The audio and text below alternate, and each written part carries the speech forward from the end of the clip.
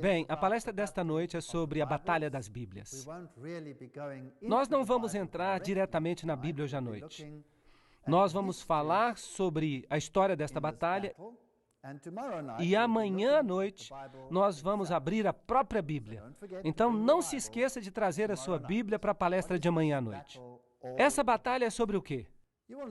Você sabe que no passado a Bíblia foi uma questão muito importante e que houve uma batalha quanto à Bíblia e a Igreja da Idade Média baniu a Bíblia. E hoje todos parecem bastante satisfeitos que todos tenhamos a Bíblia. Portanto, será que foi a atitude que mudou ou outra coisa que mudou?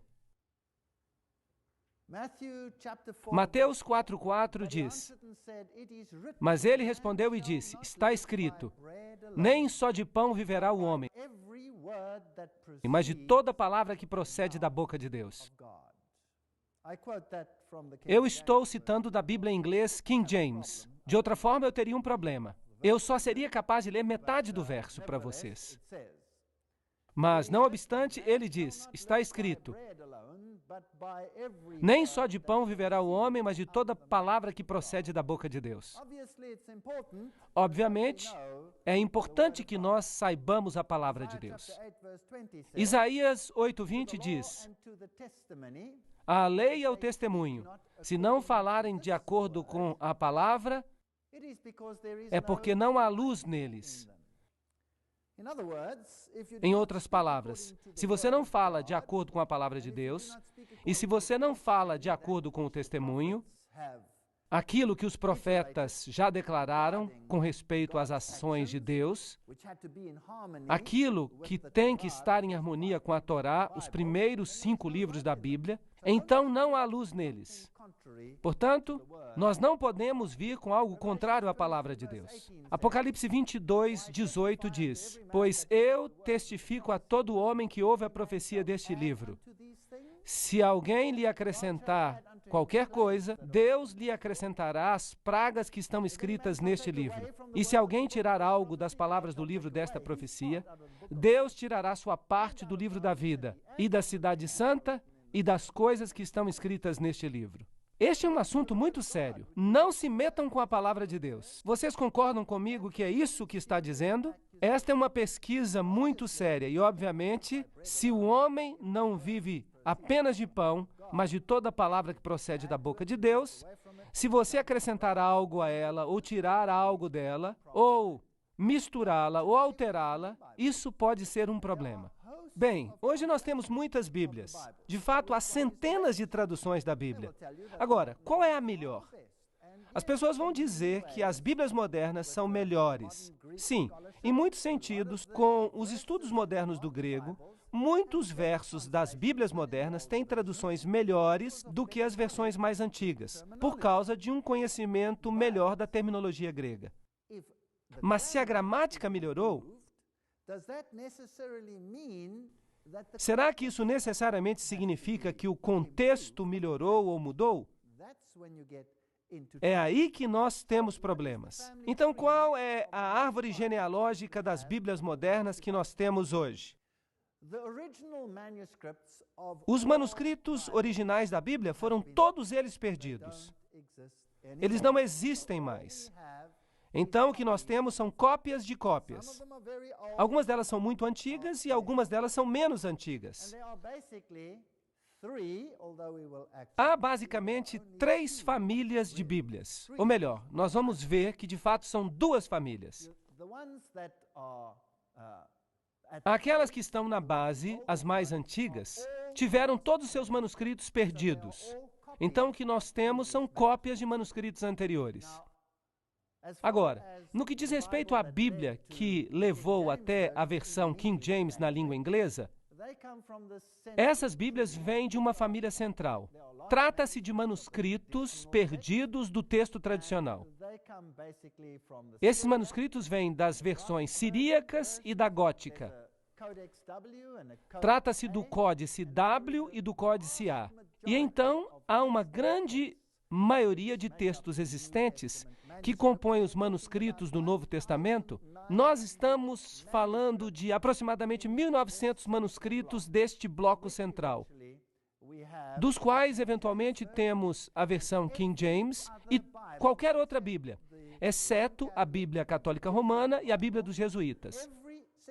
Toda a Bíblia do mundo que foi escrita antes de 1914. Toda a Bíblia, sim, veio dessa tradição. Então, há duas outras tradições.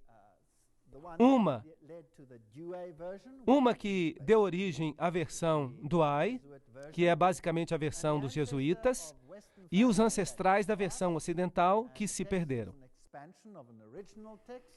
Aí você tem a velha versão latina, você tem a versão da Vulgata Latina, que o Papa declarou ser infalível. Você tem o Códice D, o Códice D2, o Códice E2 e a versão Douay de 1582, que foi escrita para conter a reforma. Essa é uma outra família. E os manuscritos que pertencem a essa mesma família têm o mesmo texto e eles concordam com as palavras que aparecem ali. Então, há a terceira família, que tem como ancestral a família alexandrina. O original também se perdeu, é claro, como veremos. E você tem alguns documentos interessantes e relativamente novos, mas normalmente são documentos velhos que foram encontrados recentemente. O Papiro 75, o Códice B, são dois deles. Então você tem o Papiro 66 e o mais famoso de todos, que é o Códice Aleph. E desta pequena família de 4 manuscritos, você tem a versão revisada em inglês, a versão padrão americana, a versão padrão revisada, a Bíblia em inglês contemporâneo e várias novas Bíblias que estão surgindo em diversas línguas ao redor do mundo, que são baseadas nesta família de manuscritos. Portanto, no bloco central, você tem milhares de manuscritos. Mas neste bloco aqui, o do Códice Aleph, que é o manuscrito mais velho, e as versões latinas e a Vulgata são também baseadas em documentos relativamente antigos. Agora, todos eles vêm de documentos antigos, o mais velho dos quais nós temos, então, nesta terceira família aqui. Será que antigo significa necessariamente bom? Hoje nós pensamos que o antigo é bom. Agora, antigo não necessariamente significa bom. E esse é um ponto muito importante para a gente lembrar. Se nós olharmos essa família central aqui, com milhares de cópias nas línguas do mundo, então este é um ponto muito interessante. Se eu tenho uma franquia, vamos dizer que eu desenvolvi uma nova marca de galinha que eu quero vender para todo mundo. Eu tenho uma receita maravilhosa. E agora eu vou fazer uma franquia com esta receita e eu vou vendê-la para todos os países do mundo. E eles vão seguir esta receita à letra. E eles vão vender galinha roxa com abóbora, ou o que quer que seja a minha franquia. Agora, todo mundo vai receber a receita original e diligentemente traduz essa receita, porque a Alemanha precisa dela na Alemanha, os portugueses precisam dela em Portugal, os espanhóis precisam dela na Espanha, etc, etc. Então, cada um diligentemente copia e agora há literalmente milhares de cópias em várias línguas daquela receita original que foi escrita e enviada. Com o passar dos anos, a receita original é copiada tantas vezes que ela eventualmente se rasga, mas todos fizeram as suas cópias. É isso que você tem. E então um dia alguém diz para si mesmo, sabe, essa é uma receita muito boa. Eu acho que eu vou mudá-la um pouquinho e eu vou roubar essa franquia para mim mesmo. Então ele altera a receita e diz, oi pessoal, eu tenho a receita original. Aí está então. Ele queima um pedacinho e faz com que ela se pareça velha. Não que isso tenha acontecido aqui, mas de qualquer forma, ele tem a receita original, entre aspas. E ele começa a franquia com a nova receita. Agora todo mundo diz, uau, qual agora é a receita original? Esta aqui ou aquela? Isso é muito problemático. Agora nós temos duas. Qual é a correta? Bem, o que você faria? Você diz, A original foi copiada e traduzida em tantas línguas diferentes. Vamos pegar a receita alemã e a receita espanhola e a receita armênia e a sérvia e vamos checar. E então todo mundo concorda que devemos fazer isso. Qual então é a receita original? Aquela que tem uma nuvem de testemunhas apoiando-a. Sim ou não? Ok. E isso você só se encontra na família central. Há uma nuvem de testemunhas na família central. Eu quero dizer que há cerca de 1.900 documentos em que todos concordam. Agora, os originais foram copiados tantas vezes que acabaram desaparecendo. Mas vejam que isso é interessante. Nesta outra família aqui, há muitos versos que desapareceram.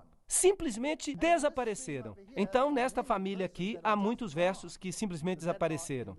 Mas eles estão nesta família central aqui. Agora, nós não temos mais os manuscritos originais.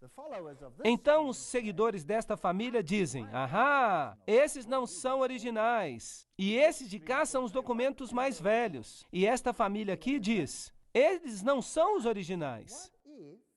Mas se você tivesse cartas muito antigas dos pais da igreja, que obviamente não foram copiadas tantas vezes quanto a Bíblia foi, como um documento, então você tem cartas muito antigas dos mais velhos pais da igreja que escreviam cartas uns para os outros. Agora, se eu escrevo uma carta para minha esposa, por exemplo, eu estou num país, ela está em outro, eu escrevo para ela uma carta muito boa. E então eu estou dando alguns conselhos para ela e eu dou alguns versos bíblicos. Todo mundo faz isso, não faz? Bem, nós temos essas cartas antigas. E nós temos essas cartas citando versos que não aparecem nesta família aqui. Mas as cartas são mais velhas do que esses manuscritos. Então, qual seria o correto? O que você sugeriria? Obviamente que aqueles que estão nessa linha aqui, a central, porque eles estão citando versos que não mais existem naquelas. De fato, é assim mesmo. Será que nós temos essas três famílias? Bem, Kurt Aland, que é o coeditor tanto dos textos gregos críticos mais amplamente usados e é também o principal estudioso do continente europeu, propõe que o texto de P75 e B, na família alexandrina, representa uma revisão de um texto local do Egito que foi usado como texto dominante nessa área. Então, basicamente, nós não temos 4, nós temos apenas 2. E um é apenas uma modificação do outro. Então, basicamente, há apenas um documento nesta família esquerda e é o texto sinaítico. Nós vamos chegar nisso daqui a pouco. Então, David Ores diz, fundamentalmente, há apenas 2 famílias de Bíblia. A primeira família pertence ao texto recebido do hebraico e do grego, manuscritos preciosos que foram preservados em lugares como a igreja de Pela, na Palestina, de onde os cristãos fugiram quando, no ano 70 depois de Cristo, os romanos destruíram Jerusalém. Portanto, os manuscritos originais não estavam em Roma. Eles vieram da área cristã. Eles vieram de Jerusalém, eles vieram da Síria, onde os apóstolos pregavam. É desses lugares que os manuscritos originais vieram. E esse era o lugar lógico para eles estarem, porque esse é o lugar onde os apóstolos estavam, certo? Da igreja síria de Antioquia, que produziu estudos muito importantes, da igreja itálica no norte da Itália, e também, por falar nisso, dos cristãos no norte da Itália, previamente, que receberam suas escrituras pela rota do Oriente Médio e não de Roma. E houve um grande problema entre os ostrogodos e os romanos, porque eles tinham escrituras diferentes. Isso é muito interessante. Então, o norte da Itália tinha a mesma versão das regiões do Oriente Médio. Também, ao mesmo tempo, da igreja na Gália, no sul da França, e da igreja céltica, na Grã-Bretanha, antes dos valdenses, das igrejas da Reforma, todos esses tinham o mesmo tipo básico de manuscrito. Estes manuscritos estão de acordo um com o outro. São, de longe, a grande maioria das cópias do texto original. Por isso, são chamados de texto recebido, ou textus receptus. Essa maioria é tão esmagadora que até os inimigos do texto recebido admitem que 19 de cada 20 manuscritos gregos pertencem a esta classe. Quase todos os manuscritos pertencem a esta classe. E então, há uma segunda família, que é bem menor, e que é baseada nos manuscritos antigos. Não vamos duvidar disso. Eles representam a família grega, a família vaticana, ou Códice B, este aqui, que estava na Biblioteca de Roma e foi usado para combater a Reforma, porque ele diz coisas muito diferentes daquelas que os reformadores usavam. Então, na época da Reforma, o Códice B se tornou muito importante. E então nós temos o texto sinaítico, ou Códice Aleph, que foi encontrado na região do Egito. Eu vou mostrar para vocês o lugar mais tarde. E ele vem do texto alexandrino. E nós temos este aqui. Ele foi encontrado numa data muito interessante. Foi encontrado em 1844. Então, este é o mais jovem de todos os manuscritos antigos. E é um documento muito, muito velho. Então, quando se diz na sua Bíblia que esta tradução é baseada nos manuscritos antigos, a ideia que é implantada é de que velho significa bom. Estão conseguindo me seguir? Mas velho não necessariamente significa bom. Significa só velho. Isso é tudo o que significa. Em latim, há a Vulgata, a Bíblia Latina de Jerônimo, de 383 depois de Cristo. Isso é bem antigo. Mas há alguns problemas com aquela Bíblia, e nós veremos isso. Em inglês, há a Bíblia dos Jesuítas de 1582, que foi escrita na língua vulgar, para combater a Bíblia da Reforma. O texto da Vulgata aparece também com algumas alterações na Bíblia de Douay, ou na Bíblia Católica, que é a chamada Good News Bible. E muitas outras Bíblias modernas são baseadas nela hoje em dia. Bem, aqui está a controvérsia. E cada declaração que eu faço é uma citação, para que ninguém diga que eu estou fazendo fofoca. Eu não digo nada, só leio. A presente controvérsia entre a Bíblia King James em inglês e as versões modernas é o mesmo velho debate travado entre seitas rivais da igreja primitiva. Então a igreja primitiva teve essa batalha, porque esses manuscritos antigos são diferentes. E a igreja moderna tem essa batalha. Então ambas têm essa batalha. Era uma batalha no início, era uma batalha no meio com a Reforma, uma guerra literal. E agora nós temos uma outra batalha que está acontecendo em nossa época. Essa será a última batalha, eu penso. Essa é a minha opinião. Então, a batalha foi travada entre os valdenses e os papistas, do 4º até o 13º século. E mais tarde ainda, entre os reformadores e os jesuítas no século XVI. E hoje, a batalha vai ser travada entre quem quer que represente as Bíblias, que essas pessoas também defendiam, e quem quer que represente o outro lado. Nós precisamos compreender que muitas das novas traduções são tomadas dos manuscritos antigos. As pessoas acham que elas são mais confiáveis. Não, elas só são velhas. Em realidade, eles estão dizendo, prestem atenção, que o manuscrito que foi encontrado numa cesta de lixo numa caverna no Monte Sinai e manuscritos questionáveis de Alexandria, onde se praticava o ocultismo, são mais confiáveis do que o texto recebido. É isso que estão dizendo. Então, esses manuscritos questionáveis seriam mais confiáveis? De fato, aquele encontrado no Monte Sinai foi jogado fora porque tinham copiado sobre ele, tinham feito o manuscrito de rascunho. Parece que em alguns lugares ele foi reescrito até 70 vezes. De fato, ele foi esfregado e reescrito tantas vezes que eles o jogaram fora. E esse é o manuscrito em que tudo se baseia hoje em dia. De onde vêm os manuscritos? Bem, havia um homem chamado Orígenes. Ele era um velho iniciado. Você vai descobrir isso nos escritos maçônicos. Ele estava dentro da maçonaria. E isso é interessante. Se eu encontro elogios a alguém nos escritos maçônicos, as minhas orelhas se levantam. Ele era um crítico textual e ele corrigiu inúmeras partes dos manuscritos sagrados. Agora, estamos falando de tempos antigos.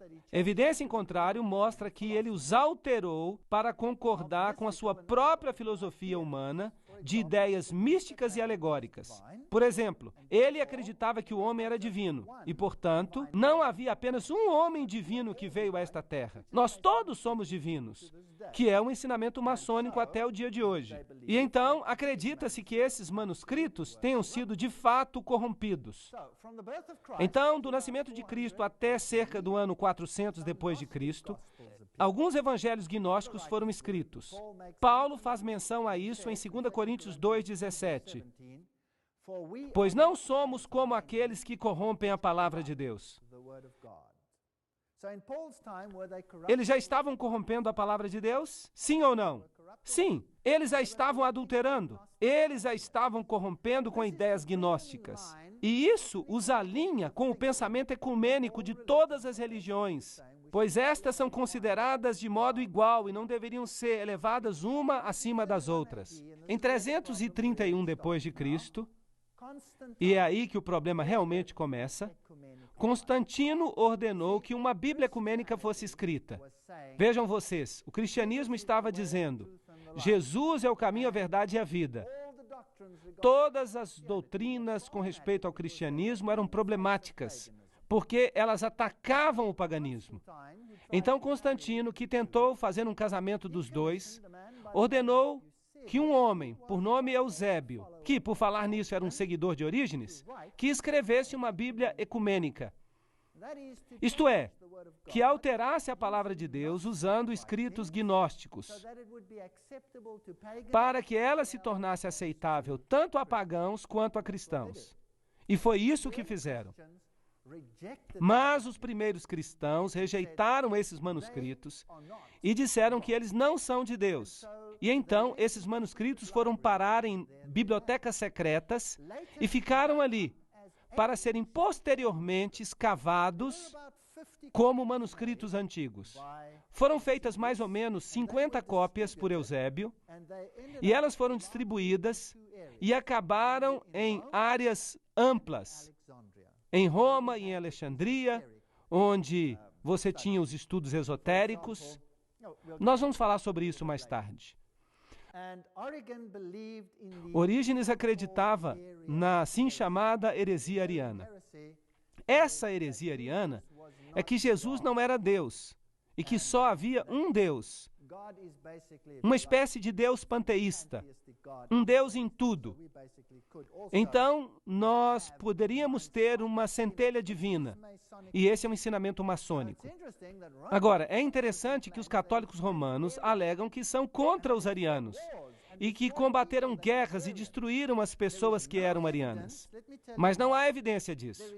E eu quero lhes dizer, não há evidência histórica de que as nações tivessem sido destruídas porque elas eram arianas, como os ostrogodos, os vândalos. Não há evidência que esses eram arianos.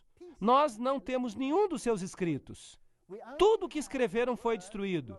Nós só temos a palavra dos católicos romanos de que eles eram arianos. Mas agora eu tenho boas notícias para vocês. Lembram-se que eu lhes disse ontem que os templários tinham duas doutrinas? Uma é esotérica e outra é exotérica. Uma é para os goyim, a massa, e outra para os de dentro. Agora, o evangelho para os de fora não é ariano, mas o evangelho para os de dentro do catolicismo romano é ariano. Como é que eu sei que é ariano? É porque o Papa declarou que a Vulgata era a Bíblia infalível, e a Vulgata é ariana. Ela remove a divindade de Cristo. Isso não é interessante? Mas que batalha era essa? A batalha contra Jesus Cristo. É isso que ela era. Desde a pré-história. A batalha contra o Filho de Deus. E quem é que nós vamos defender? Jesus ou outra pessoa? Então essa é uma batalha interessante. Eu a acho uma batalha fascinante. Em 1481 d.C., o manuscrito do Vaticano foi descoberto na Biblioteca do Vaticano. Isso não é interessante? Bem a tempo de competir com a Reforma, porque a Reforma estava usando o texto recebido. Eles não usavam nenhum outro texto. Então, vocês precisam acreditar que até 1481, Deus manteve a verdade da Bíblia escondida por gerações até 1481? Será que a verdade se baseava em manuscritos errados? E, felizmente, o Vaticano descobriu o manuscrito certo em 1481 para combater a Reforma. E esse manuscrito repetidamente coloca de lado a divindade de Cristo e é ariano? Então, essa é a doutrina para os de dentro, a doutrina templária. Nós vimos isso na palestra que fizemos ontem. E é provavelmente um manuscrito que sobreviveu de Eusébio. E por falar nisto, este aqui e aquele que encontraram no Sinai são pássaros de uma só pena. Eles concordam um com o outro. E é por isso que basicamente só há duas famílias. A grande maioria que compõe o Textus Receptus e esta outra família. E então nós temos a data mágica, 1844. O manuscrito sinaítico foi descoberto no Monte Sinai, no mosteiro de Santa Catarina. Muito interessante. Esta é uma velha igreja copta, que é basicamente a igreja bizantina do Oriente. Uma igreja muito parecida com o catolicismo. Elas são praticamente a mesma igreja. E este manuscrito concorda absolutamente com o manuscrito do Vaticano, e é totalmente ariano. Em 1881, dois professores da Inglaterra, Westcott e Hort, criaram o texto grego. Isto é baseado, claro, no manuscrito do Vaticano e no manuscrito do Sinai. Mas eles preferiram o manuscrito do Sinai, para que não parecesse muito católico. Vocês estão me seguindo? Não deveria parecer muito católico, porque esses dois homens eram protestantes. Bem, vamos dizer que eles eram supostamente protestantes. E, como consequência, até a Bíblia dos Testemunhas de Jeová foi alterada por causa deste novo escrito. Agora, no início da década de 1900, quando isso começou a acontecer, os Testemunhos de Jeová usavam a própria Bíblia King James. Mas então um dia disseram para eles que eles precisavam pegar a King James e pegar um grande lápis preto e que eles deviam modificar o texto da King James. Riscar isso, riscar aquilo outro. E eles começaram a riscar. Eles ainda não tinham sua própria Bíblia. Ela não existiu até o início de 1900. Então, os Testemunhos de Jeová foram os primeiros a riscar grandes partes da Bíblia.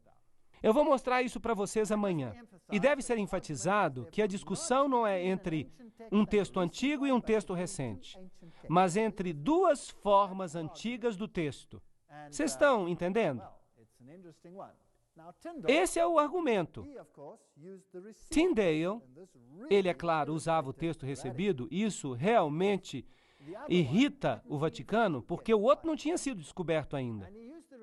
E ele usava o texto recebido em sua Bíblia, e ele disse para o Papa: se Deus poupar a minha vida, daqui a alguns anos, eu farei com que qualquer homem que esteja por trás de um arado conheça mais as Escrituras do que você conhece. Essa é uma declaração e tanto. De novo, eu gostaria de declarar que a discussão não é King James versus outras versões. A discussão é entre o texto recebido contra uma pequena família que vem do Sinai e do Vaticano. Aí está a discussão. Por falar nisso, qualquer Bíblia, em qualquer linguagem, que existia antes de 1900, era baseada no texto recebido. Então, se você vai para a Sérvia, você tem o texto recebido. Se você vai para a Grécia, eles têm o texto recebido em grego. Se você vai para qualquer país do mundo, a Bíblia luterana, qualquer Bíblia, elas são todas baseadas no texto recebido. Cada uma delas. Mas depois de 1900, as Bíblias modernas deixam de ser baseadas nele. Bem, quando essa Bíblia saiu, os jesuítas foram chamados para ajudar. Eles tiveram uma crise, porque agora estava evidente que os ensinos de Roma não estavam de acordo com a Bíblia. Então eles fizeram esta declaração. Notem o que os jesuítas escreveram. Nós vamos solapar a Bíblia dos protestantes e destruir os seus ensinamentos. A rainha da Inglaterra, percebendo o dano da Bíblia jesuítica, enviou Beza à Europa, e ele estava com João Calvino, para ajudar Thomas Cartwright. Com uma mão ele pegou todos os manuscritos gregos e com a outra mão ele pegou todos os manuscritos latinos do texto recebido. E ele começou a atacar a Bíblia dos jesuítas, golpe após golpe.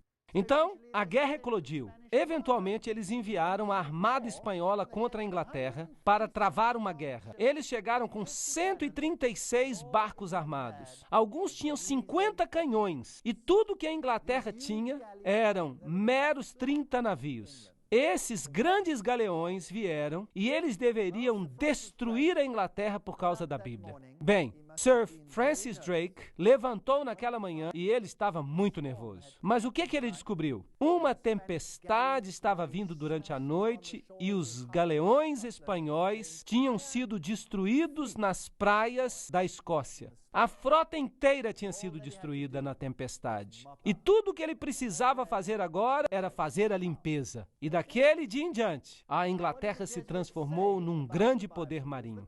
Isso é o que a história diz. Agora, o que os jesuítas dizem sobre a Bíblia? Aqui está uma citação. Então a Bíblia, aquela serpente com a cabeça ereta e os olhos chamejantes, nos ameaça com seu veneno enquanto ela se arrasta no chão. Ela se transformará numa vara tão logo nós a toquemos. Por 3 séculos, esta víbora cruel não nos tem dado repouso, porque nós não conseguimos entender como ela serpenteia e como ela usa suas presas. Eles odeiam a Bíblia. O catecismo jesuíta? Vejam essa citação, vejam o que ele diz. Pergunta: e se a Bíblia nos ordenar uma coisa e o Papa nos ordenar algo contrário a ela? Resposta: as Escrituras Sagradas devem ser colocadas de lado. O que é o Papa? Ele é o vigário de Cristo, Rei dos Reis, Senhor dos Senhores, e só há um trono de julgamento que pertence a Deus e ao Papa.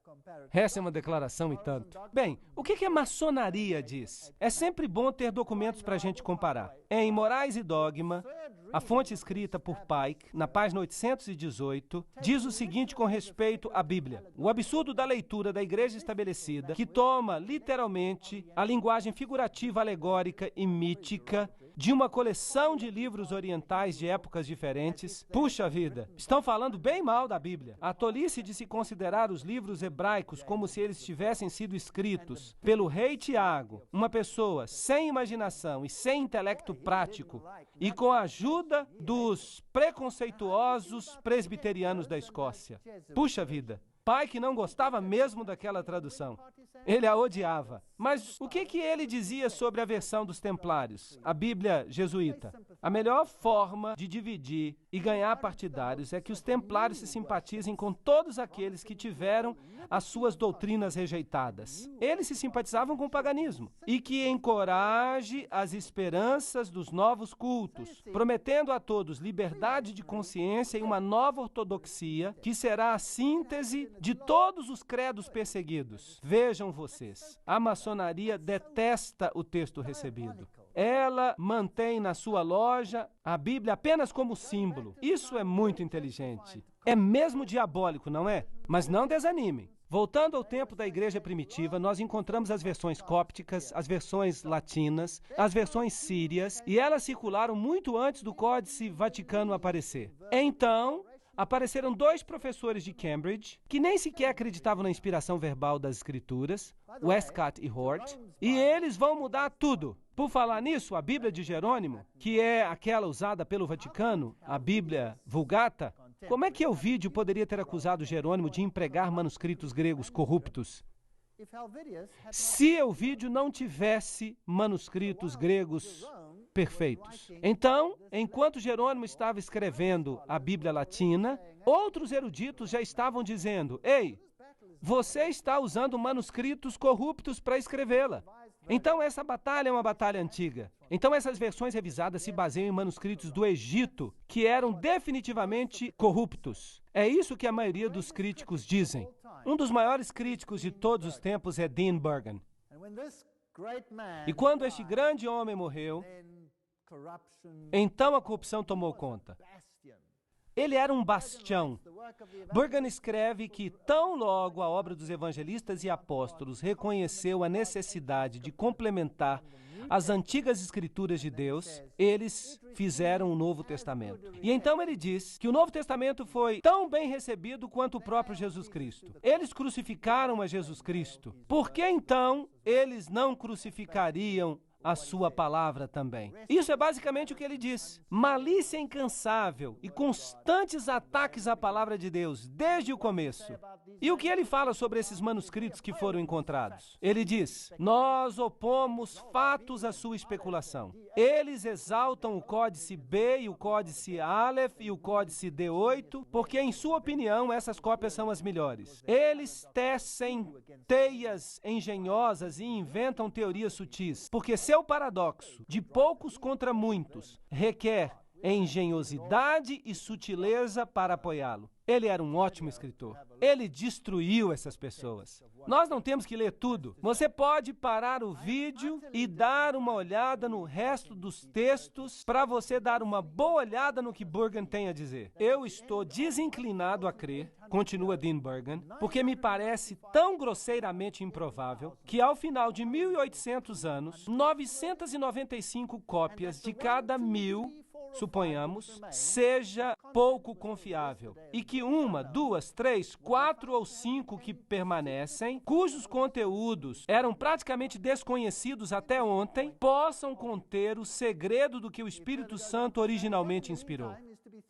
Ele continua dizendo, o que pensar nesse meio tempo dos guias cegos? Aqueles que foram iludidos, que querem nos convencer a voltar àqueles mesmos códices que a igreja primitiva já consertou. Voltar àqueles manuscritos antigos. E ele pega Tischendorf, o homem que originalmente descobriu os manuscritos, e ele o analisa. E ele analisa Tregelles, e ele analisa Westcott, e ele analisa Hort, e ele mostra que ele discorda completamente de suas conclusões. E então vejam esta declaração interessante. Quem, a não ser alguém com simpatia pela Igreja Católica, poderia entreter a noção que Deus preservou o verdadeiro texto do Novo Testamento em segredo por quase 1000 anos e então finalmente o entregou ao pontífice romano para guardá-lo? É isso que literalmente significa. O Dr. Hosker cita o Dr. Salmon, que diz, naturalmente Hort considerava esses manuscritos como mais dignos de confiança, e são esses que apresentam as leituras reconhecidas por Orígenes. Percebem? É isso que eles fizeram. Hort, o professor da Inglaterra, era um seguidor de Orígenes, e nós teremos que provar isso. Nós não podemos simplesmente fazer uma declaração desse calibre. Você sempre será o meu amigo, mas eu não mais posso ignorar as críticas. Isso é o Dr. Frank Longsdon,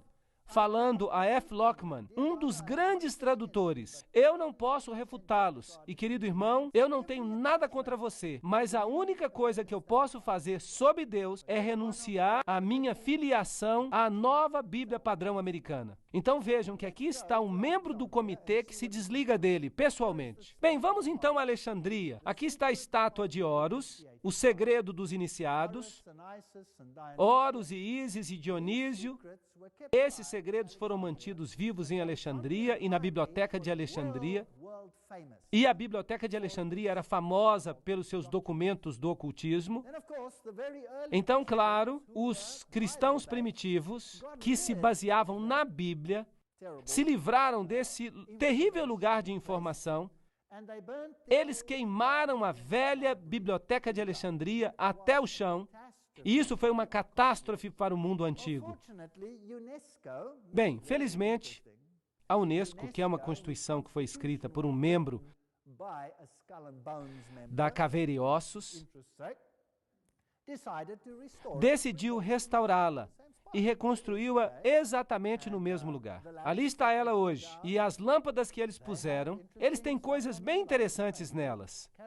Anjinhos carregando cornucópias que nós discutimos ontem. Se você vai e olha a biblioteca, ela é enorme e tem todas as inscrições pagãs da biblioteca original nela. Ela foi feita de acordo com o modelo. Todos os petroglíficos pagãos e todos os símbolos antigos de adoração do sol estão nelas. E este é Demétrio, o fundador da Biblioteca de Alexandria. Nela, eles ainda têm alguns dos manuscritos antigos que conseguiram escapar. Aqui você tem um papiro com os signos do zodíaco, algo que a Bíblia proíbe. Aqui você tem um pedaço do Livro dos Mortos, que é o livro egípcio dos mortos, que é uma contrafação do que a Bíblia ensina. Ele exalta o Deus dos mortos e a Bíblia exalta o Deus dos vivos.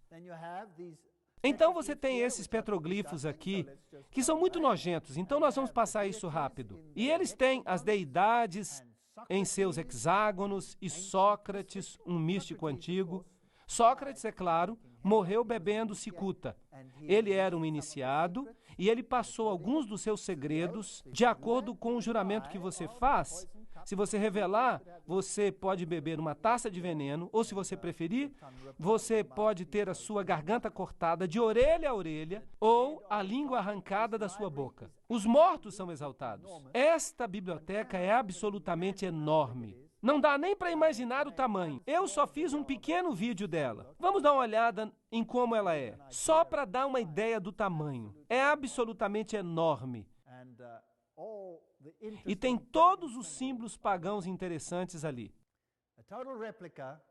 Uma réplica total do que deve ter existido lá e fotografias para provar que eu realmente estive ali, em caso que alguém pense que eu não estive. Aqui estão umas fotos tiradas lá de cima, na biblioteca. Ela foi aberta em Mubarak em 2002. Ela é absolutamente nova. Eu tive que ir lá para ver. Aqui está uma estátua de Prometeu, levando fogo. De acordo com os escritos ocultos, esse é Lúcifer, o portador de luz. Agora, vamos dar uma olhada em alguns dos manuscritos que Roma diz que são essenciais para a compreensão do maior evangelho.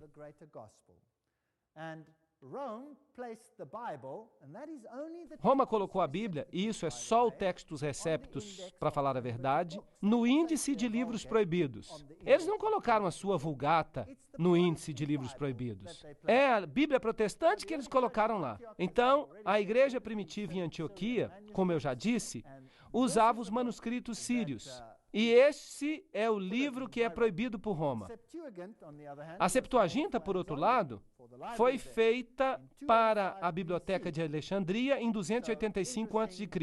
É um dado importante. A palavra apócrifa significa coisas ocultas.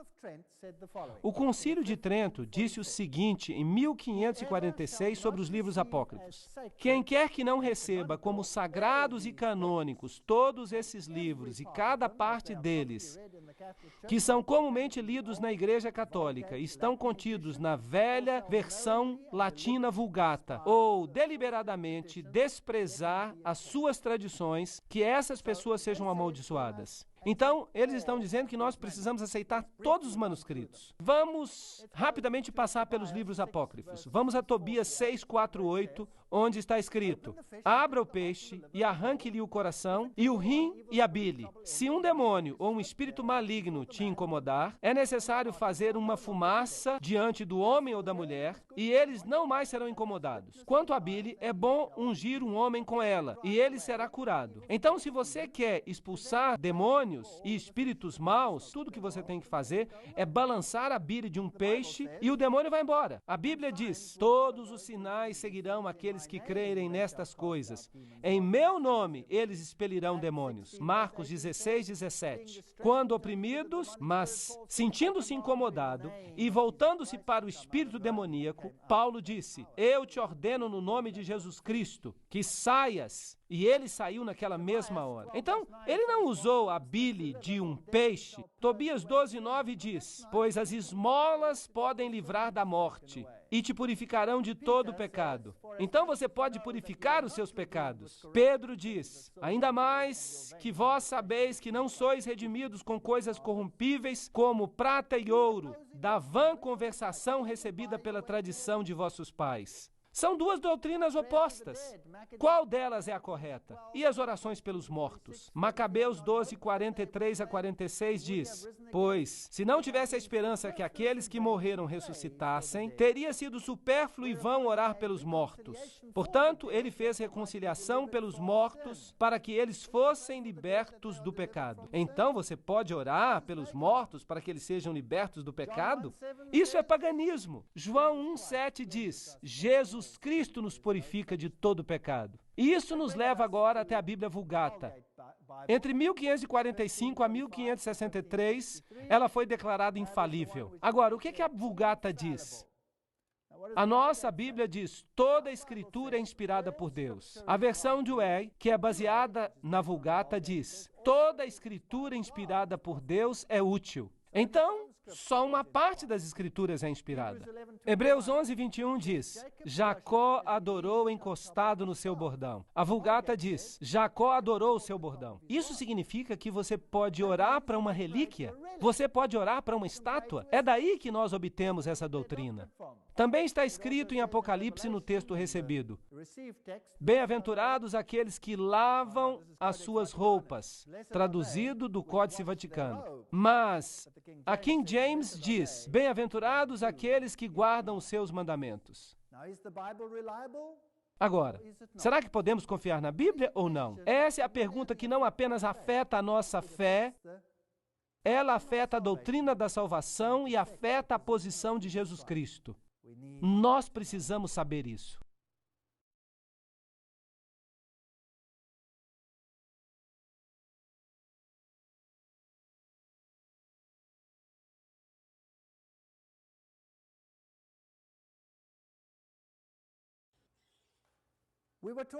Nós estávamos falando acerca da Bíblia e de onde ela veio, de onde os vários manuscritos vieram.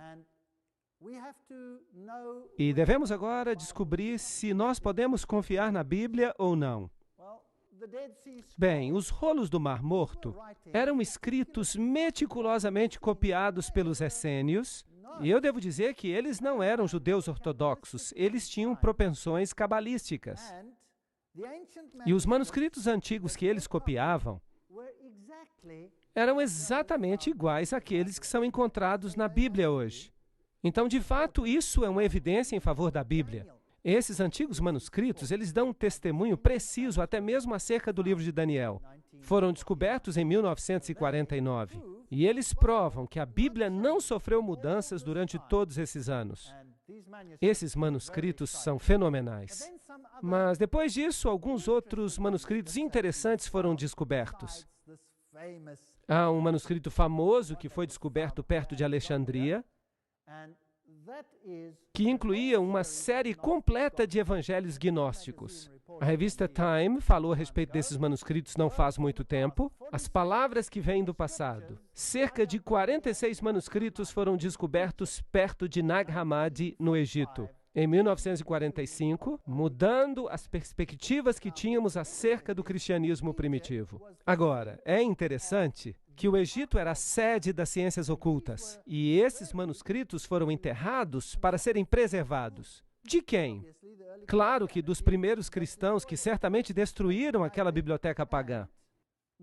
E desde 1945, esses manuscritos têm sido descobertos. E esses manuscritos têm mudado a perspectiva das pessoas. Alguns budistas chegaram a dizer que se eles soubessem que os cristãos tinham esse tipo de manuscrito, eles nem teriam se tornado budistas. Mas o que esses manuscritos dizem? São os assim chamados evangelhos perdidos que se tornaram tão famosos hoje em dia. Ali está o Evangelho de Tomé, o Evangelho de Pedro e todos esses manuscritos maravilhosos, supostamente iluminando as crenças dos primeiros cristãos. Bem, havia os ebionitas, havia os marcionitas, havia os gnósticos, havia os tomazinos. Todos eles basicamente acreditavam na divindade do homem e na divindade não exclusiva de Jesus Cristo. Todos eles. Vamos ler o Evangelho de Pedro, que foi escavado, e você vai me dizer se você acha que ele é digno de crédito. Vamos lê-lo. Por falar nisso, esses escritos gnósticos são apócrifos e, portanto, são considerados sagrados.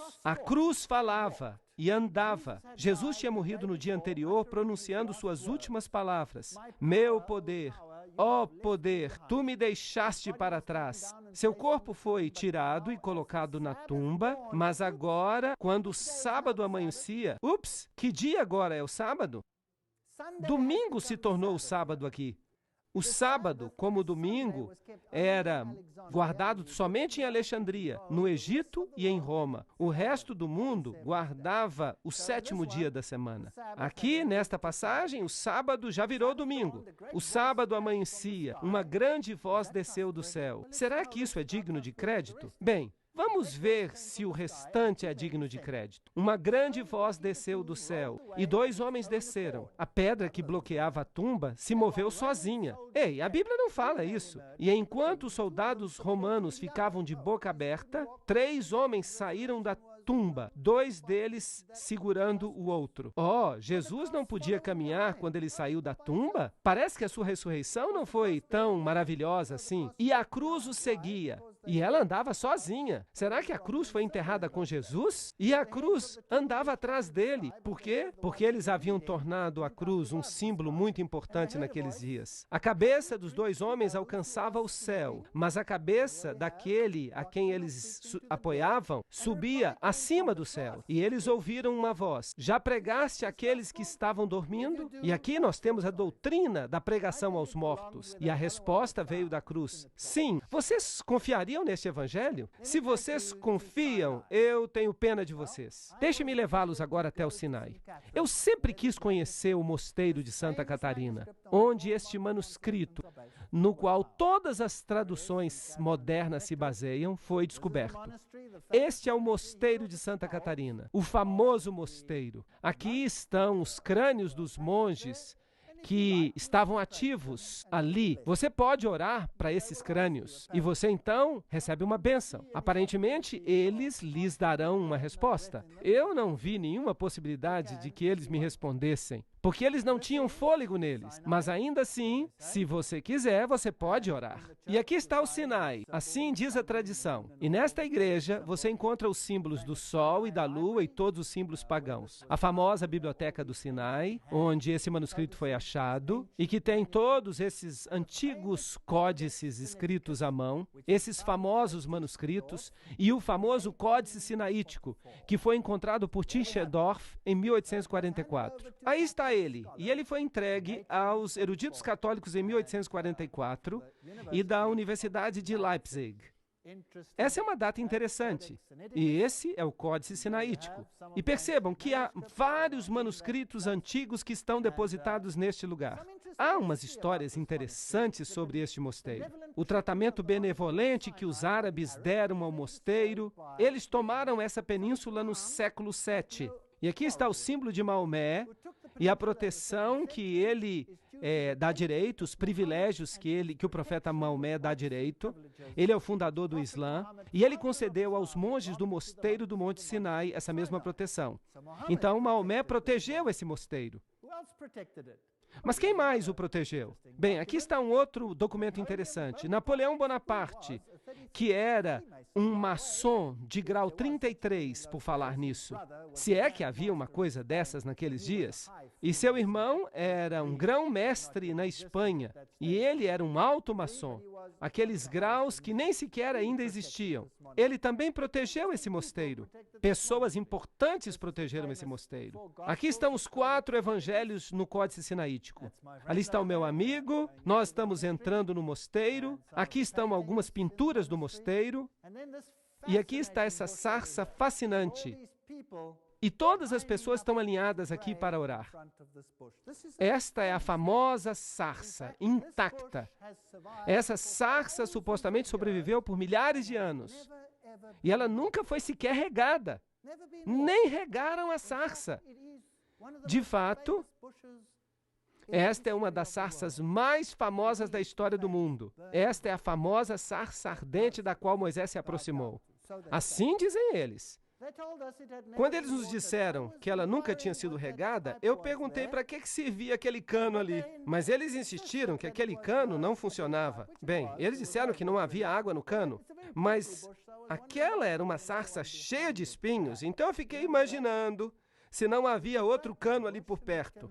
Ainda assim, você pode orar para a sarça, e ela vai dar uma bênção a você. Eu não quis orar para ela. Então eu pensei, quem sabe se eu tocar a sarça, ela pode me ajudar de uma forma. Mas eu toquei a sarça e não senti mudança alguma. Vejam que esse é o tipo de paganismo que está sendo ensinado aqui. Ali estão os dois diáconos sentados do lado de fora, onde quer que a assim chamada Contra-Reforma, começada pelos jesuítas, dominou o povo, a língua vernacular foi suprimida e a Bíblia foi mantida longe dos leigos. Os jesuítas estavam tão ansiosos para destruir a autoridade da Bíblia, que eles chamavam de o Papa de Papel dos protestantes, que eles não temeram sequer criticar a sua genuinidade e o seu valor histórico. Os jesuítas fizeram guerra contra a Bíblia protestante.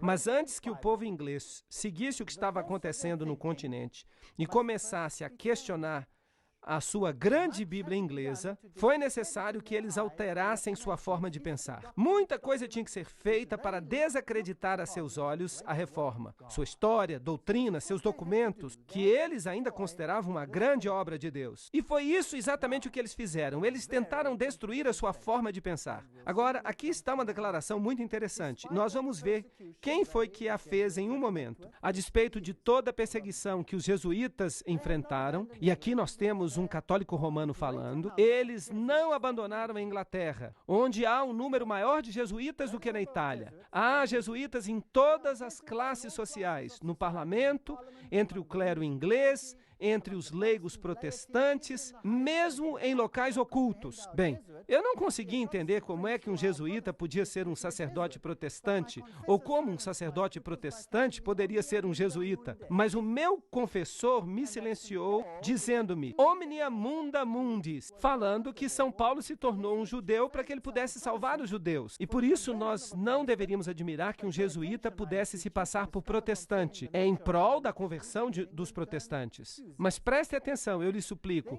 para descobrir a verdadeira natureza do movimento religioso na Inglaterra chamado de puseísmo. O clero inglês, antigamente, estava extremamente preso aos artigos da fé, para que viessem a abandoná-los. As pessoas podiam usar em vão todas as máquinas colocadas em movimento por Bossuet e pelos jansenitas da França. E vocês sabem, esses eram aqueles que estiveram por trás da Revolução Francesa, os jesuítas, para reuni-los de volta à Igreja Romana. E assim os jesuítas da Inglaterra tentaram outro plano. E isso foi demonstrar, a partir da história e da antiguidade eclesiástica, a legitimidade dos usos da Igreja inglesa, para que daí, através dos apelos dos jesuítas ocultos entre o clero, pudesse surgir uma dedicada atenção à antiguidade do cristianismo. Quem escreveu que os jesuítas eram os sacerdotes das igrejas protestantes? Foi Decante, um sacerdote de Roma, professor de teologia. Foi o próprio homem que nos diz que era assim. Bem, então nós já sabemos que o romanismo entrou na Igreja da Inglaterra. Antes de 1833, se você tivesse uma missa como você tem hoje, isso era considerado anátema. Mas depois as coisas mudaram. Newman, o líder da universidade, disse: somente através da Igreja da Inglaterra você pode agir sobre a nação inglesa. Eu desejo, é claro, que nossa igreja seja consolidada com a sua comunhão e por intermédio dela, e por sua causa, e pela causa da unidade. Ele e seus associados criam que o protestantismo era o anticristo. Ok. Faber, um dos associados de Newton, disse: o protestantismo está perecendo.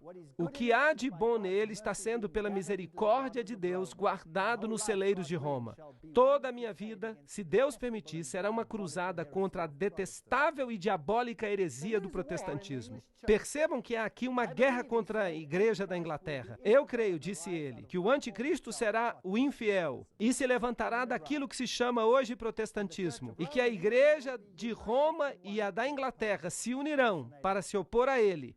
Eles mudaram Apocalipse 13, 18. Eles não mudaram o número 666, mas na versão revista, eles acrescentaram uma nota de rodapé que diz que o número é 616. Agora, vamos falar desses dois cavalheiros, Westcott e Hort. Esses são os dois homens que escreveram, com base nesse manuscrito antigo, o texto grego que serviu de base para todas as traduções modernas. Quem eram esses dois cavalheiros e no que eles acreditavam? Bem, agora tudo que eu vou dizer vem dos livros escritos pelos filhos de Westcott e Hort, que publicaram suas cartas. Então, isso não é o que alguém diz sobre eles. Isto é o que eles mesmos falam sobre o que eles criam. Isso vem direto do original. E é ótimo que a gente tenha originais assim. E depois desta palestra, eles provavelmente vão desejar nunca ter escrito esses originais. Hort e Westcott rejeitaram a ideia da infalibilidade da Bíblia. Eles chamaram a doutrina da expiação substitucionária, ou seja, que Jesus morreu por você. Eles chamaram isso de imoral. Hort negou a historicidade de Gênesis, ele elogiou a Darwin e ele negou a divindade de Cristo. Será que isso parece familiar? Westcott nasceu em 1825. Hort nasceu em 1828. Eles eram membros do Partido da Igreja Alta, da Igreja da Inglaterra. Eles se tornaram amigos durante seus estudos na Universidade de Cambridge. Eles trabalharam juntos. Westcott se tornou bispo de Durham e Hort é mais lembrado como professor de divindade na Universidade de Cambridge. Bem, suas doutrinas eram tão jesuíticas que eu, de fato, não me surpreenderia se esses dois homens ilustres fossem, de fato, jesuítas. Vejam o que Hort fala sobre a evolução. O início de um indivíduo é precisamente tão inconcebível quanto o início de uma espécie. Certamente me incomodou descobrir que você tenha dito que não haja fatos que apoiem a visão de Darwin. Ele era darwinista e ele diz: o seu livro me levou à conclusão de que algum tipo de desenvolvimento deve ter acontecido. E na carta de Hort para Macmillan, ele escreve: uma última coisa sobre Darwin. Eu não vou abandonar esse assunto depressa, porque esse assunto, para ser mais exato, não deixa que eu o abandone. E ele continua dizendo que ele era darwinista. Aqui está uma outra carta de Hort para Westcott. Você já leu Darwin? Como eu gostaria de falar com você a respeito dele. E outra carta para Ellerton. Mas o livro que mais me atraiu é o de Darwin. Nós não temos que ler toda a citação. Você pode lê-la sozinho. Ele diz que os argumentos de Darwin são irrefutáveis, impossíveis de responder. Em outra carta de Hort para Ellerton, ele diz: eu não tinha a menor ideia até algumas semanas atrás da importância dos textos. Ele está falando daqueles textos que tinham sido descobertos. Tendo lido tão poucos testamentos gregos e tendo me arrastado mais no desprezível textus receptus, então ele chama o texto recebido de desprezível. Pense naquele textus receptus. Isso não parece com aquele jesuíta que odiava o texto recebido e que o chamou de serpente, de cobra? Ele depende inteiramente de manuscritos tardios.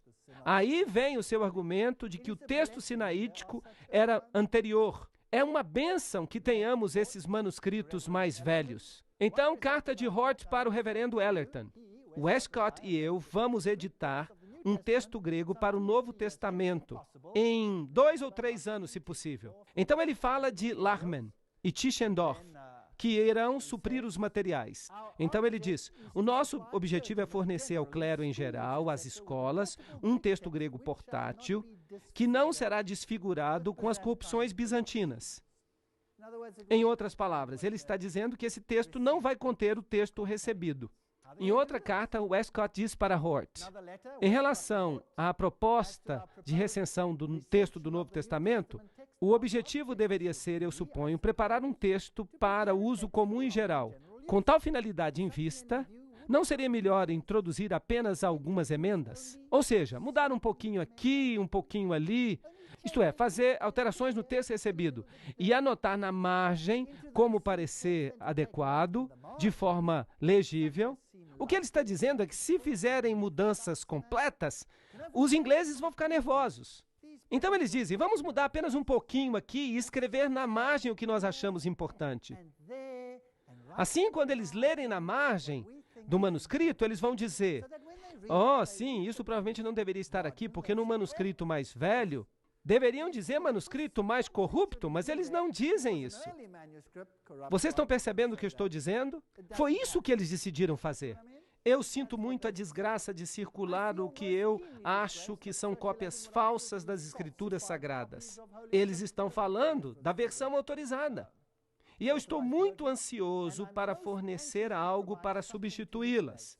Mas isso não pode ser um texto que dependa só da nossa decisão, mesmo que nós não fôssemos inexperientes demais para tomar essas decisões. Percebam que o que ele está dizendo é que ele não está disposto a escrever a Bíblia toda sozinho, mas deve ter o apoio de uma preponderância óbvia e clara da evidência.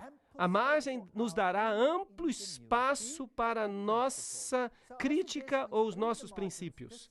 E é por isso que eu sugiro que quando você ler as margens da Bíblia, não creiam nessas margens.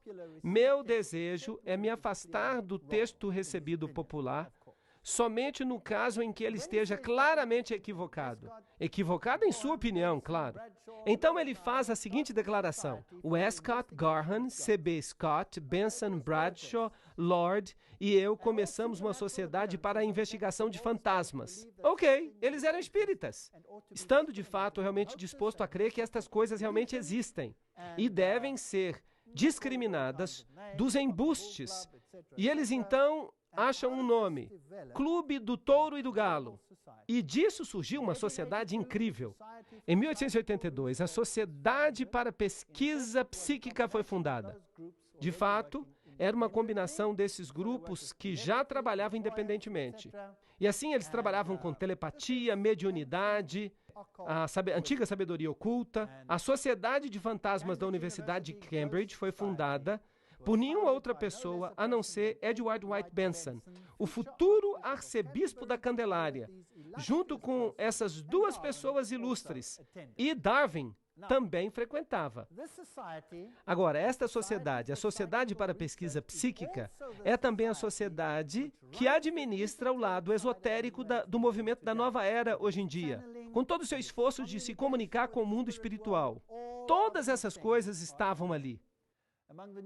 Entre as inúmeras pessoas e grupos que na metade do século XIX estavam pesquisando esses temas, pode-se encontrar Edward White Benson, arcebispo da Candelária. Encontramos o seu filho, A.C. Benson, no ano de 1851, escrevendo o seguinte parágrafo: entre as diversões do meu pai em Cambridge estava a fundação de uma sociedade de fantasmas, a precursora da sociedade psíquica. E então pessoas como Lightfoot, Westcott e Hort faziam parte como seus membros. Aí está. Ele, naquela época, estava mais interessado em fenômenos psíquicos do que ele admitia. Assim, a evolução da mediunidade tradicional para a comunicação com os mortos contemporânea foi gradual. O espiritismo original tinha começado em 1848. Então veio a Sociedade da Pesquisa Psíquica na Inglaterra. E então Helena Petrovna Blavatsky pegou essa sociedade e a continuou. E é ela que escreve: Lúcifer é o Logos, a serpente, o Salvador. Satanás é o único bem deste planeta. É isso que ela escreve. A doutrina secreta vem desse grupo. Agora, será que eles pertenciam a outras sociedades secretas? A resposta é sim. Hort era um membro de uma sociedade secreta. Ele encontrava tempo para frequentar as reuniões de várias sociedades e, em junho, se filiou à Companhia de Mistério dos Apóstolos.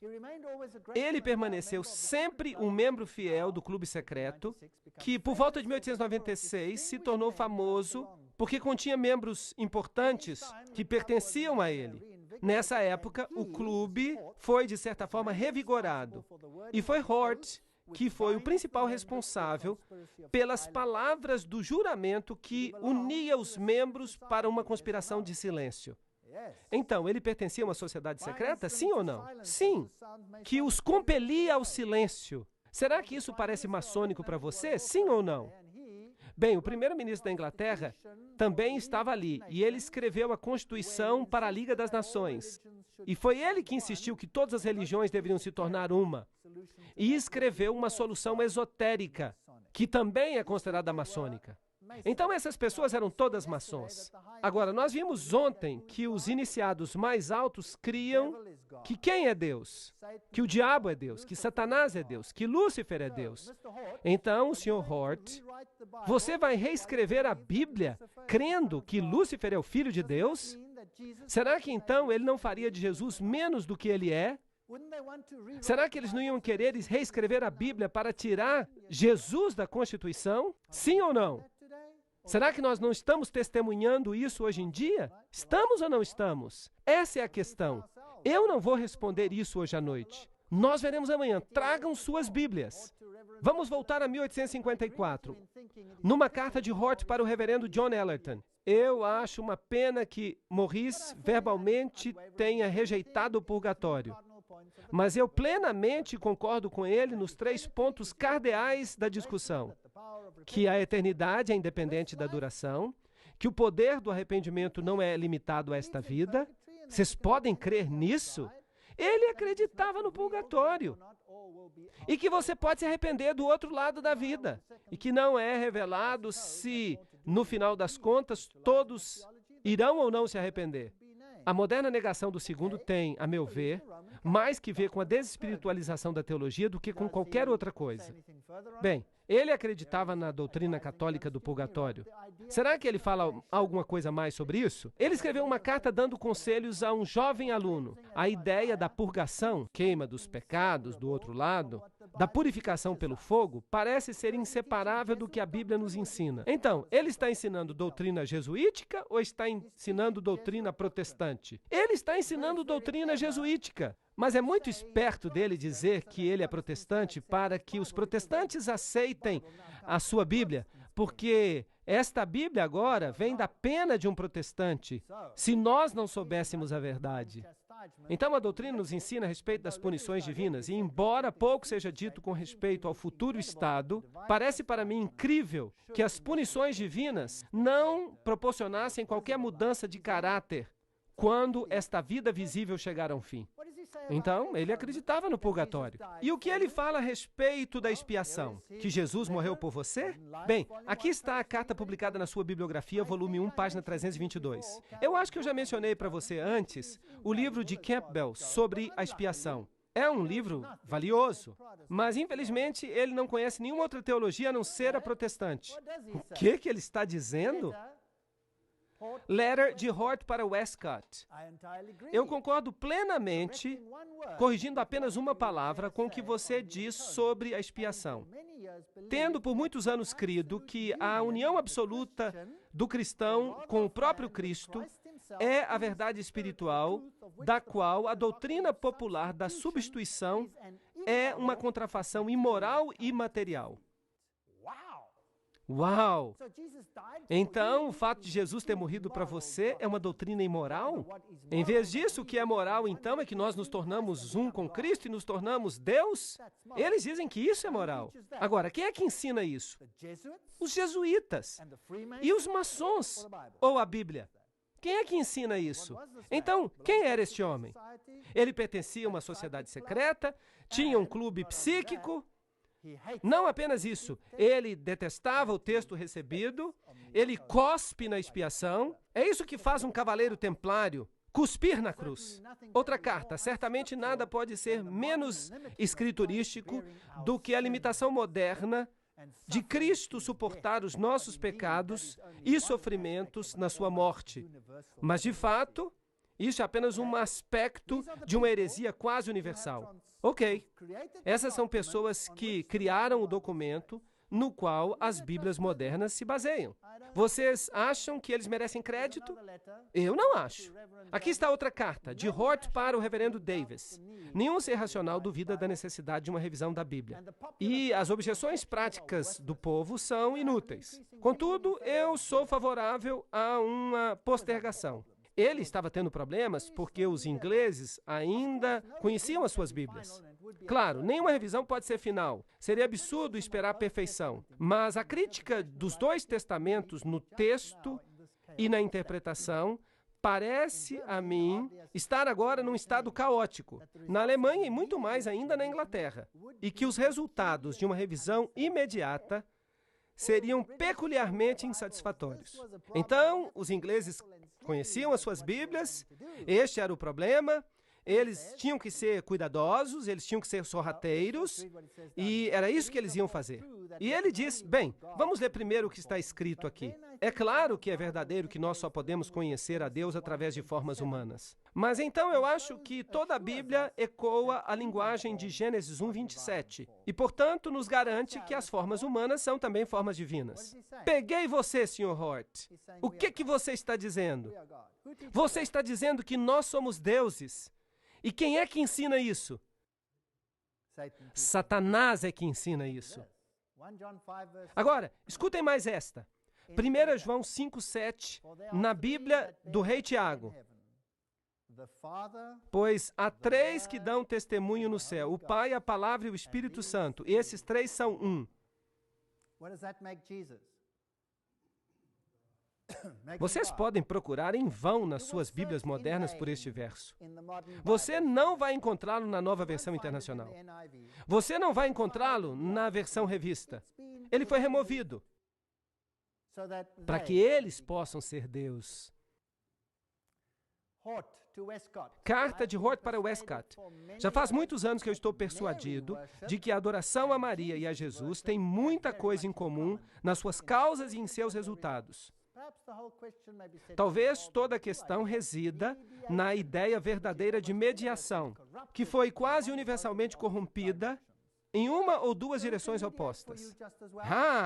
Então quem pode ser os seus mediadores? Maria pode. Essa doutrina é bíblica ou católica? E o outro homem? Westcott escreve, eu tenho tentado me lembrar das minhas impressões de La Salette. Isso é interessante. Nós vamos estar falando sobre La Salette, que é um templo de adoração de Maria. Eu queria perceber que verdade esquecida testemunhava a mariolatria. E agora nós podemos dizer que é justamente a questão dos ensinos dos milagres. Bem, Sr. Westcott, então você quer exaltar a mariolatria e diminuir a Jesus? Carta de Westcott para o reverendo Benson. Tanto quanto eu possa julgar, a ideia de La Salette era a de Deus se revelar a si mesmo. Não em uma forma, mas em muitas. Percebem? Ecumenismo. Coisa fascinante. Carta de Hort para o reverendo Rowland. Eu temo ainda diferenças mais sérias entre nós na questão da autoridade, especialmente da autoridade da Bíblia. Se esta objeção primária fosse removida, eu acho que as nossas diferenças passariam a ser apenas uma diferença de grau. Blá, blá, blá, blá, blá. Ele quer se livrar da ideia de que a Bíblia é inspirada. Para ele, erros e preconceitos devem ser removidos mais por um esforço individual do tipo indireto do que por um ataque aberto combinado. Ele está dizendo, vamos trabalhar por trás dos bastidores. Vamos ser sorrateiros e quietos. Vamos evitar uma crise prematura. Essas pessoas são espertas. Embora eu ache que uma convocação não é competente para iniciar uma medida assim, contudo eu sinto que, à medida que nós três estamos juntos, seria errado se nós não nos esforçássemos o máximo, como Lightfoot diz. Do trabalho é muito boa. Se nós três nos unirmos, mas sem trazer conosco todas as sociedades que nos apoiam, nós poderíamos completar uma revisão textual. Ele está dizendo, nós não podemos mudar tudo agora. Vamos fazer pouco a pouco. Nós precisamos ficar juntos, nós três. Há uma esperança de que as leituras alternativas possam encontrar um lugar na margem. Então é assim, essas observações aparecem nas margens e quando você vai de uma versão para outra, elas somem, desaparecem. E assim é que a Bíblia muda. Você sabe que se você pegar a sua Bíblia e a abrir no meio do livro de Atos, se você pegar uma Bíblia na Nova Versão Internacional e você for para o meio do livro de Atos, e então você parar e contar todas as palavras até o fim de Apocalipse, aí você tem o total de palavras que já foram omitidas nas Bíblias modernas. Ou seja, do meio de Atos até o fim de Apocalipse. Agora, se o homem não deve viver de pão apenas, mas de toda palavra que procede da boca do Senhor, o que nós vamos fazer com tantas palavras que desapareceram? São cerca de 60 mil palavras que desapareceram. Nós não deveríamos ter uma conferência antes da primeira reunião para revisão? Há muitos pontos nos quais é importante que nós concordemos. As regras, embora liberais, são vagas. E a sua interpretação dependerá de ação decisiva a princípio. É quase impossível decidir o valor daquilo que parece ser uma alteração trivial. Agora, prestem atenção nisso em relação à palestra de amanhã. É quase impossível julgar o valor daquilo que parece ser uma alteração trivial. Resumindo, mude o texto de modo que as pessoas nem sequer notem a mudança. Há alterações triviais, simplesmente lendo-as uma depois da outra, que, tomadas todas juntas, teriam consequências importantes, mas que poucas pessoas pensariam a princípio. Vocês entenderam o que eu estou dizendo? O que eles estão dizendo aqui é: nós vamos mudar a Bíblia um pouquinho aqui, um pouquinho ali. E se nós pegarmos todas essas alterações juntas, nós vamos ter uma doutrina completamente diferente. E essa massa estúpida não vai nem notar. É isso que eles estão dizendo. Bem, nós vamos estudar isso amanhã. Eu vou mostrar a vocês essas mudanças triviais e vocês vão ficar chocados com o que eles fizeram com Jesus Cristo, nosso Senhor. Lembrem-se, eles estão falando de mudanças triviais. A diferença entre uma foto, diz Rafael, e uma cópia é composta de inúmeras diferenças triviais. Isso não é interessante? Nós temos com sucesso resistido à advertência de terreno perigoso, onde as necessidades de revisão exigiam que a revisão fosse feita. É, de fato, sem dúvida, o início de um novo período na história da igreja. É por isso que os objetores zangados têm razão para a sua perplexidade. Vejam como essas pessoas são sutis.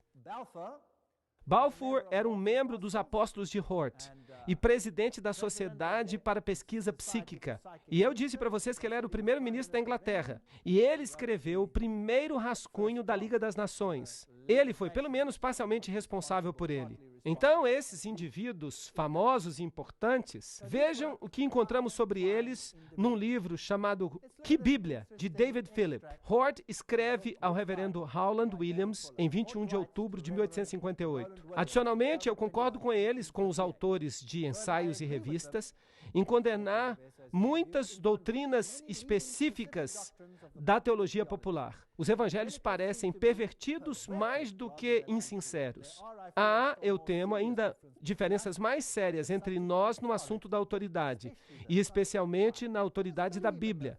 Ele não cria na autoridade da Bíblia. Ele escreve da França. Depois de deixar o mosteiro, nós passamos por um pequeno oratório que nós descobrimos no alto de uma colina. E ali estava uma pietá, do tamanho de uma pessoa, a Virgem e o Cristo morto. Se eu estivesse sozinho, eu teria me ajoelhado ali por horas. Aí está um católico romano falando. Esse não é um protestante. Se ele não era um jesuíta, eu prometo comer o meu chapéu. Westcott escreve ao arcebispo da Candelária uma crítica ao Velho Testamento. Ninguém agora, eu suponho, acredita que os 3 primeiros capítulos de Gênesis, por exemplo, deem a história literal. Eu não acho que seria possível que uma pessoa de olhos abertos pudesse acreditar nisso. Eles não criam em nada, e esses são os melhores manuscritos do mundo? Vocês acreditam nisso? Eu estou inclinado a pensar que nenhum lugar como Éden jamais existiu, e que a queda de Adão, de modo algum, foi diferente do que a queda de qualquer um de seus descendentes. Eles estão dizendo que não havia queda, e esse é um ensinamento oculto. Hort escreve, a perspectiva puramente romana parece mais próxima e mais provável da verdade do que a evangélica. Então, Roma está certa e os evangélicos estão errados. Hort escreve para Westcott, eu me lembro de ter chocado a você e Lightfoot, não faz muito tempo, ao expressar a crença de que o protestantismo é parentético e temporário. O que ele está dizendo é, nós vamos nos livrar dele. De certa forma, é uma interferência nauseadora no momento. Então, nós já vimos, primeiramente, quando nós olhamos na história de onde esses manuscritos vieram, e os manuscritos têm 3 vertentes, 2 delas são aparentadas, há apenas 2 vertentes de fato, baseadas em uns poucos manuscritos que levaram às alterações, corrompidos provavelmente por Orígenes e por Eusébio. Então, essas pessoas pegaram esses textos e disseram, Esses são os manuscritos mais antigos, portanto, eles são os melhores. E nós vamos basear as novas traduções nesses manuscritos e vamos jogar fora o texto recebido.